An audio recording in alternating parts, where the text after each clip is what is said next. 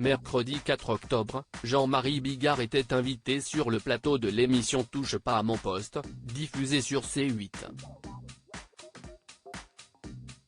L'humoriste de 69 ans a fait des confidences sur Pierre Palmade, qu'il a vu enchaîner les soirées avant ce 10 février, jour de l'accident de la route que ce dernier a provoqué. L'époux de la comédienne Lola Marois a expliqué que l'ancien ami de Muriel Robin avait de grandes difficultés à mettre fin à ses fêtes et qu'il aurait pu y laisser sa peau. Au lieu de se coucher comme n'importe quelle personne un peu ivre, à 5 h du matin, tu as eu ton compte. Quand tu as de la cocaïne, à midi tu es frais comme un gardon, après avoir bu une bouteille de whisky, a d'abord affirmé Jean-Marie Bigard, en détaillant la routine effrénée de Pierre Palmade, qui n'était pas comme la plupart des gens qui se disent à un moment, faut stopper pour être en forme au travail. Le stop de l'époque c'était un Lexomil, et tu fais dodo. Tu t'endors, et le lendemain est une autre journée. Pierre n'a pas d'autre journée.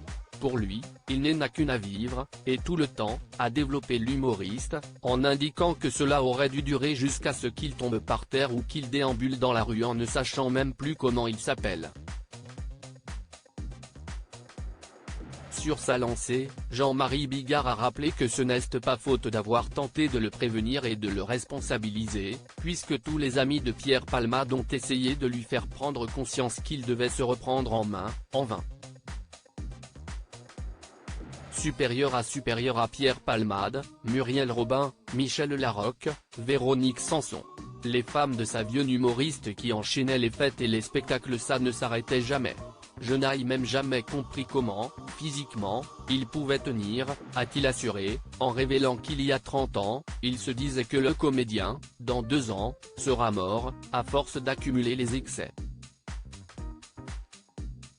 L'ancien producteur et directeur artistique Claude Fournier, qui travaillait auprès de l'humoriste et qui était également présent dans l'émission de Cyril Hanouna, a confirmé ses propos en ajoutant « Il ne faut pas oublier que pendant cette période-là, où c'était déjà bien déjanté, il faisait 200 spectacles dans l'année.